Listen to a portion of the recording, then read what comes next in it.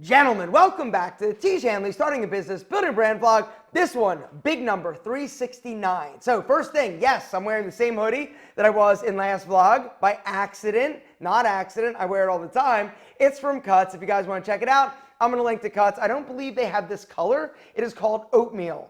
Anyway, the Cuts hoodies are just awesome. They fit well, and I just love Cuts. Anyway, here's the deal. Today I read something online by Mark Manson, the same guy that wrote The Subtle Art of Not Giving an F. He actually has a blog or a website that I stumbled across, and the blog that I came across, or the article, was in defense of being average.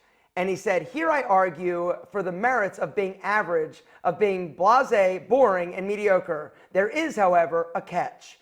And so this article really kind of rocked me. And the reason why I found it was because I was thinking, and I basically filmed a video today talking about why the average man is doomed in today's society and world.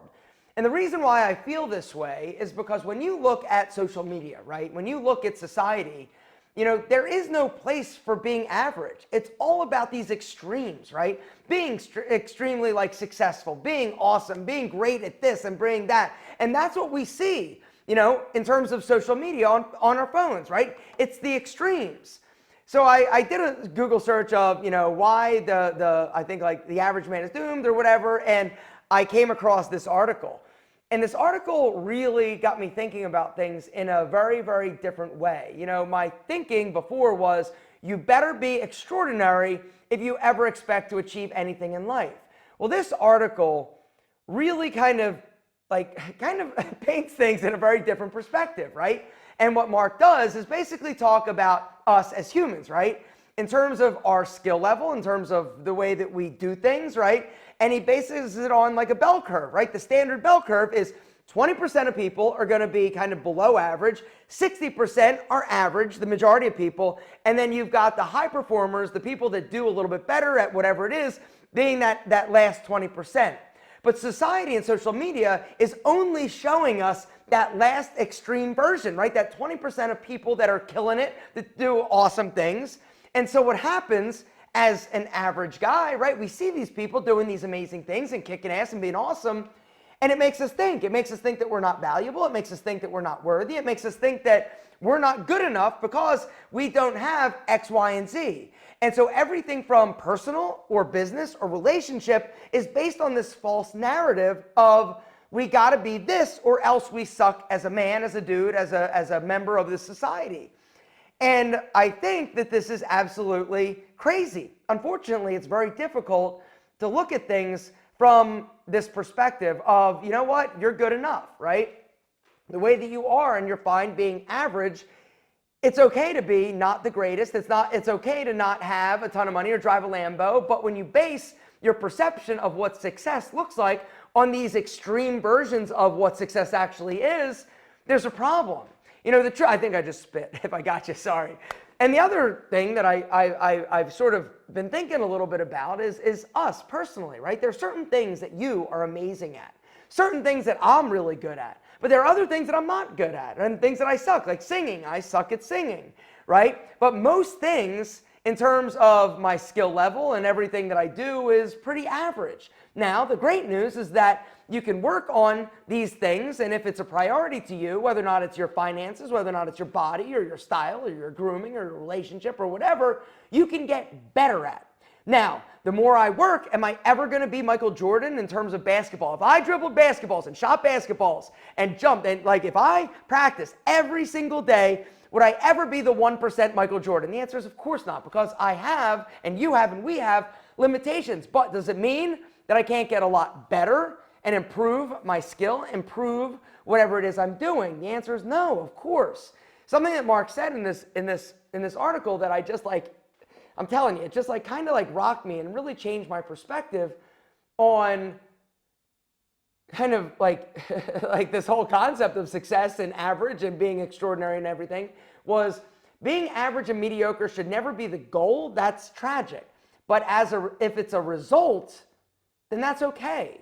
If you try, if you strive as much as you can, and the result is that you're like still like average, that's okay. It doesn't mean that you're not better. It doesn't mean that you're not good. It just means that it's okay to not be the greatest. It's okay to not drive a Lambo. It's okay to not have a business that's going to end up being Amazon. And I think that for me, it really applies to every aspect of my life, right? I think for a lot of us, you know, we base our version of ourselves in terms of success on other people, other businesses, other things, right? And we're looking at the extreme 1%. And this is where a lot of the problems arise. It also is where a lot of mental issues come. It's also where a lot of self-esteem issues come, because we don't feel like we're achieving because we're not this or we're not that. And no matter how hard you work, no matter how hard you strive, no matter how hard you basically focus, most of us are never going to be this 1%. But there are things that we can do that we're better at than other people, that gift that we have, that we can be that 1%, or at least that top 1% of the people that are doing that or trying that and whatever it is. You know, for me, there were certain things that I focused on, right? When I was growing up, I wanted to look good, right? So style, that was something that I wanted to be good at. Now, was I born with this insane sense of style? No, of course not. And there are a ton of people that are much more stylish than I am, but I put in the time, I put in the work. When I was young, I didn't have money, but I knew, hey, I'm going to do the best job I can in terms of my style, because I know that image is important. And I didn't want to feel poor even though I was poor. And so I did what I needed to do in order to dress well. Also, my body, right? I was never going to be 250 pounds of twisted steel and sex appeal. But does it mean that I can't have a great body or physique? The answer is of course not. And so I focused on that. And so now I'm not built like Chris Bumstead, but I have a great body compared to 99% of other dudes out there. But for me, it's awesome. And for me, I'm better than I would have been if I hadn't ever picked up a gym or picked up a weight and focused on that. And so when you think about things from a perspective of, it's not where you end up, it's where you're starting from in terms of your baseline. And this is something that I never really thought about before. And I was wrong, if I'm being honest. I was wrong because I thought that success looked like what I see on social media, what I see other people achieving. But the people that I see achieving and the people that I see being successful, that is the 1%. It's what you see. And social media, not to mention the media, likes to show you the extreme versions of bad and good. It likes to show you the extreme versions of success and failure. But most people aren't that extreme. It's right in the middle, right? Most of us are in that gray area or that mediocre average sort of realm that majority of people actually fall. Now, the truth and the secret is if you focus, if you work, you can achieve greatness. If you focus and you strive and you work your ass off, you can be better than you were. And I think for me, that's really, I think, what I'm going to try to do. Now, unfortunately, it's not easy. You know, not comparing yourself to other people, whether or not it's your business, your physique, your relationship, your life, how much you have, what you don't have, your happiness even. It's hard to compare to yourself or where you were or where you are today, but that is where the mystical, magical secret actually lies. It's not about where you are compared to somebody else. It's where you were and what you've achieved despite being born and pretty much being average, because most of us are pretty average at most things. And so anyway, I just wanted to leave you with a little food for thought. I also want to leave you with kind of with that, and I know, wow, I've talked for like 9 minutes already. I want to leave you with kind of like the final excerpt from this article. And I will link to this article down below because he's going to do a much better job than I did. And he's also much more eloquent. He does, in this one picture I saw of him, he does need a little Tiege Hanley in his life because he's, Mark, you're looking a little rough. The eyes, it's all about the eyes. I can help. We can help. Tiege can help. Anyway, he says, all right, let me wrap this up. It's a few paragraphs, but this is how he wraps it up. He goes, all of this every person can be extraordinary and achieve greatness stuff is basically jerking off for your ego. It's shit sold to you to make you feel good for a few minutes and to get you through the week without hanging yourself in your cubicle. It's a message that tastes good going down, but in reality, it's nothing more than empty calories that make you emotionally fat and bloated. The proverbial Big Mac for your heart and your brain. The trick to emotional health is like physical health, comes from eating your veggies. That is, through accepting the bland and mundane truths of life. A light salad of you're actually pretty average in the grand scheme of things, and some steamed broccoli of the vast majority of your life will be mediocre. This will taste bad at first, very bad. You will avoid eating it, but once ingested, your body will wake up feeling more potent and more alive. After all, the constant pressure to always be something amazing, to be the next big thing, will be lifted off your back. The stress and anxiety of feeling inadequate will dissipate. And the knowledge and acceptance of your own mundane existence will actually free you to accomplish what you truly wish to accomplish. With no judgment and no lofty expectations, you will have a growing appreciation for life's basic experiences. You will learn to measure yourself through a new, healthier means. The pleasure of simple friendships, creating something, helping a person in need, reading a great book, laughing with somebody you care about. Sounds boring, doesn't it? That's because these things are average, but maybe they're average for a reason, because they are what actually matter. Just thought that was pretty awesome and powerful. And so I wanted to share it with you, and just something that I've been thinking about, because I, like a lot of you, have probably been looking at success and myself not necessarily in the best way in terms of our measurement of it. And so this was a great article. Like I said, I'm gonna link to it down below. But now what I want to do is actually get to some of your business questions. If you have a business question, down below, start with business question and ask it. Each week we try to get to a few of them. This week, I just wanted to share something that I found inspirational and important, and I hope you dug it. If you did, drop me one of these. The first business question comes from our friend Nomad Over Normal. He says, how do you secure retail space to start a new business while only having normal income? AKA, could Steven have built a salon without your investment? Context, my girlfriend wants to open a dance studio. She is one with rare few teaching skills, choreographer, and can make, a living in dance, but it isn't that much money. To really crush it, she needs to own a studio, which, like a hair salon, is highly profitable and recession-proof if run as prestigious as Salon Posta. But how could she possibly secure funding for a bank when it would take a period of time to become profitable? Is her only option to find herself in Aaron to fund the project, where we're from New Jersey, where a high-end studio would crush it? So what's up? I've got family in Jersey, baby, dirty Jersey, and I love New Jersey. No, of course not. Steven does not need, would not need somebody like me in order to open up a salon. So for you, you basically, and your girlfriend, you know, a retail space would be ideal, right? Renting a space. And so most people that rent a space don't have big, deep, super like awesome pockets in order to do that. She's gonna need good credit. She's gonna need basically the ability to secure a lease. You know, a dance studio doesn't require a ton of like equipment. It doesn't require a big, huge, like sexy space. There are a lot of dance studios I see around here that do have like big, sexy spaces, but it's because they started in a smaller, less sexy space. And so really for her, it's just about having enough money for a down payment. Usually for, you know, retail space, it's gonna be like first and last month, you gotta put down a deposit. But a lot of times, the retail space in some type of strip center, the landlord will give you some type of monetary concession. Like they will give you X number of dollars per square foot in basically like free rent or in actual like build out cost. And so for you, for her, it's pretty easy, and you don't need a lot of money in order to do something like she wants to do. Find a good location and spend a little bit more per square foot in order to make sure that you've got a great space, great location. But no, you don't need a big financial investment. Now, it may mean that she needs to save up or get a loan from friends or family in order to do that. But you know what?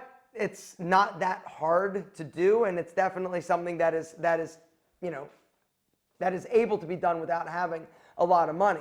Now, that being said, if she does need more money, if she needs money for, basically, keeping the business afloat for a few months before she builds it up or while she builds it up, and she doesn't want to, basically save up and wait, she could get a partner, somebody with deeper pockets that could be an equity shareholder or a stakeholder in the business that would allow her some capital. Maybe it's $50,000 or whatever, $25,000, $20,000. That would allow a little bit of cushion while you build the salon build the business. When we first started thinking about doing a salon, I was going to be an investor, and we only needed to raise like a little bit of money in order to get it open and buy all the equipment. But a salon takes kind of a lot of money in order to get the stations and all of the stuff, all the inventory in order to start it.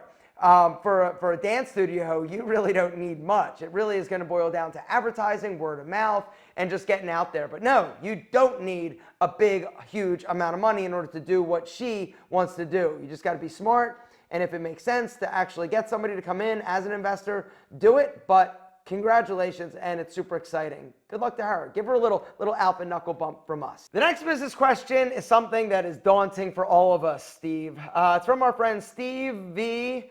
LA House. These new handles are weird for me. Anyway, he says, is there a resource for investing? I have both an IRA and a 401k from a previous employer that I would like to manage and have it grow, but it seems so daunting. Thanks. So, yes, when it comes to investing in things like this, I am also pretty lost. I don't spend time educating myself, but it is definitely something that you could spend a little bit more time. I know with you wanting to do something like a self-directed, Roth IRA, 401k, the company Vanguard is awesome, but I think you need to know a little bit, but there's probably somebody at Vanguard that you could call up and basically ask. And I also know that if you have a certain amount of money, I believe it's like $50,000. I don't know exactly, but if you invest like $50,000, I know that you could have like a personal manager, somebody that is managing your portfolio for you. But up until that point, you could have all of your 401k, your 50, your 401k and your Roth IRA. You could have that rolled into a Vanguard, sort of account that you could manage. I don't know enough about it, but there are definitely options out there. If you have an accountant, that's probably a good idea to ask them. Or if you have people that that are maybe self-employed, ask them, what do you do? What do you do in terms of how do you manage your money? How do you handle this?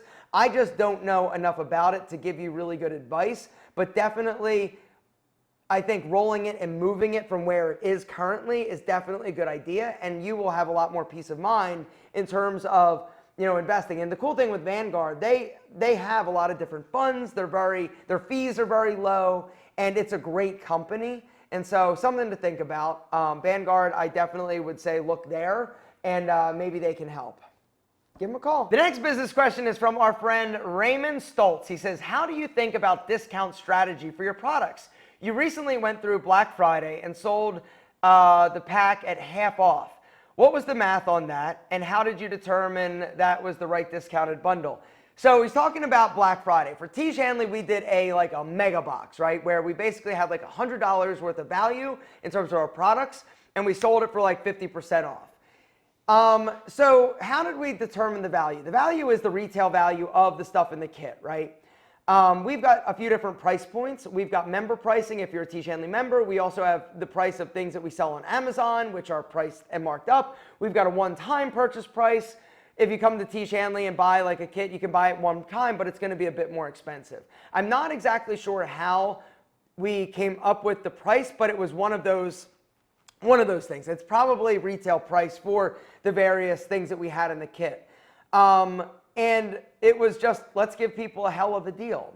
Black Friday, I think people give up margin in Black Friday just to get sales and get people in the fold, in the door, in the ecosystem of Tiege Hanley. And the cool thing with Tiege Hanley, we sold a crap ton of mega boxes. The other cool thing is that we sold them to new people that were never Tiege Hanley customers. Now we've got their email. We've got them as customers of Tiege because it was an incredible offer. We also got a lot of people back that were Tiege Hanley customers that kind of churned out, they're now back in the Tiege Hanley ecosystem and fold.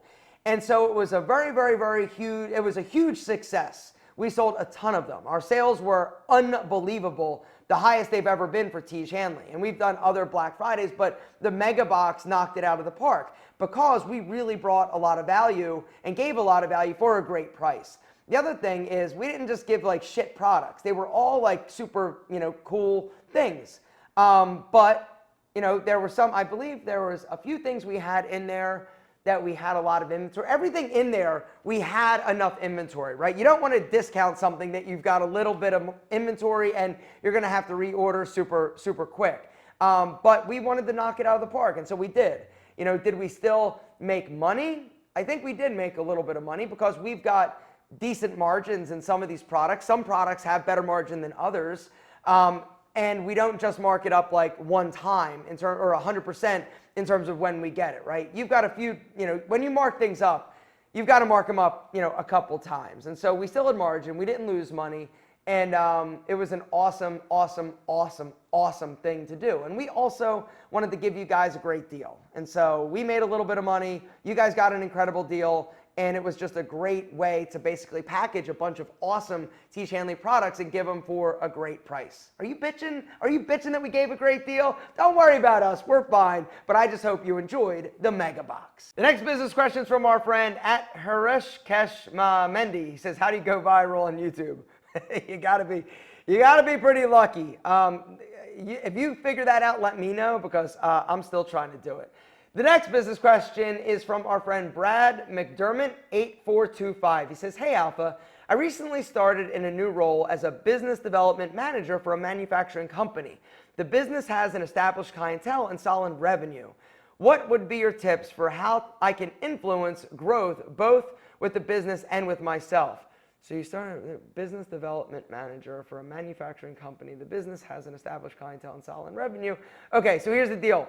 Brad, I need to know more. Tell me more a little bit about it, right? This is a very general and broad, I need to know, I think, a little bit more in terms of what you guys are manufacturing and who your client is, right? I need to know kind of that before I can offer any type of advice as to what I would do or how maybe I can, sort of give you any, I need to know what you are and what you're selling and who your client is. So if you would, down below, say, yo, Alpha, it's Brad from last week. Here's my client. This is the question. What do you think? And then I'll be happy to give you my 2 cents. The next business question is from our friend Chronology. I'm not even going to try these handles. Names are hard enough. These handles are crazy. Sir, do you share your earnings of Tiege Hanley YouTube channel with your Tiege Hanley team or other Tiege Hanley partners? I know it's a tough and loaded question, but kind of curious. It's not tough or loaded. I don't even think monetization is turned on these Tiege Hanley channels. But if it is, and we do make money, then yes, it gets basically because you link it to a bank account. And so whatever we make from this, if we make anything, I don't even think we make any. I don't think monetization is on. So the short answer is yes, but no. Or I should say no, we don't make any money. So yeah, but if we did, it would be shared with everybody. It would go right into the Tiege fund. But great question. That is not a question. That is just somebody saying thanks. I appreciate you as well at Business Engineer 9596. All right, next business question. Hey Alpha, I'm a financial planner and trying to build my business, but I'm having trouble with marketing. I feel weird just DMing people because I don't want to be that guy, and I also have limitations as far as certain financial content online because of compliance. For example, I can't just write an article or make YouTube video recommending people to buy Tesla stock. Any thoughts on how I can differentiate myself from other financial advisors? I also thought about maybe doing a lifestyle channel on YouTube. Have already made a personal website. I'm going to go to your channel real quick, Nicholas, and look to see, have you ever done any content? Okay, so here's the deal, Nicholas. If you're open, crap, I just left, damn. Anyway, I just shut my tab. Anyway, this is going to be where I wrap things up. If I didn't get to your business question, down below, start with a business question and ask. Next week, I'll get to more of them. There was a comment or a question about real estate and negotiating commercial leases. Ask it again down below. What I would do if I were you, you are a financial planner, I would definitely start making content. You don't need to be talking about things that you're trying to sell or whatever, but I think there's enough questions out there, right? Like our buddy just had a question about what do you do with a 401k or Roth? Like you could go to Google Trends, right? And whatever you're thinking about, there are topics that a financial advisor knows about, that could talk about, that the consumers are questioning or asking. You could go and find what are the most popular, topics. You could go to okay, here's another one. If there are other financial advisors out there on YouTube, they have the same problem you do, right? But they can still do videos talking about whatever they want to, they can answer questions that are general, right? You don't need to necessarily talk about something or a strategy or whatever, but you can answer popular questions. And so what I would do is go to a financial advisor that's on YouTube. I'm sure you follow some. You could search for them. I'm sure they're out there. And then search their videos by most popular. All right. You can go to the order. You can do like most recent or most popular, most viewed.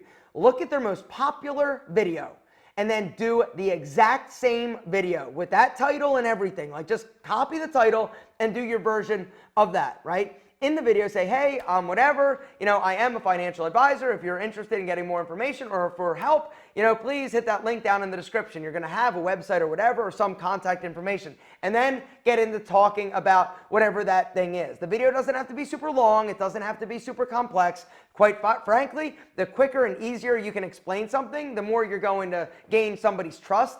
And then just keep doing it, right? Maybe make it a point to you're going to film 4 videos a week, right? Or 1 video, I don't know, like just make it part of your marketing job. Like that is your job. Every day you set up a camera, you can do it with your phone. Literally, you don't need much in order to do it, right?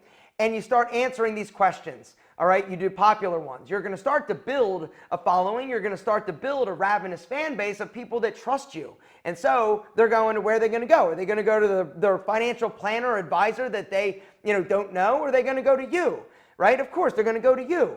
And so I think that's a great way to build kind of a content, build content, make yourself an expert, and it also allows people to get to know you a little bit better. And so that's a huge opportunity for you, like monstrous opportunity for you. And it's also scalable, right? Because the internet and the world that we are, consuming nowadays is huge. You go into a networking event down the street, everybody knows financial advisors, right? I've got a financial advisor that I know, Jacob, right? Jacob, he's new to financial advising. I see him at the gym. He strikes up conversation with me. He's like, hey, I'd love to sit down and get me like, hey, I'd love to take you for coffee. I'm like, I don't have time, right? But what Jacob does is he'll set up a little booth at the front of our gym. Just, saying, hey, this is who I am. If you ever have any, interest or need for whatever, here's my card. I work for Edward Jones, whatever. And so you literally could do that, but it's going to take a lot of time, a lot of effort. This is a video idea, like just do it. Start talking about stuff that people have questions about in regard to money and investing. You do that, I'm telling you, next year this time, congratulations. You just have to be consistent and don't get discouraged when you don't get 10 clients from the first video. It takes time, it takes consistency, but over the long term, you are going to be amazed at what you can potentially develop. Gentlemen, that's where I'm going to wrap things up. I think you are amazing. I'm talking like next level, not average, amazing. That is something that I am sure and guarantee you actually, I'm trying to wrap this up in a clever way. I can't, so I'm just going to say bye.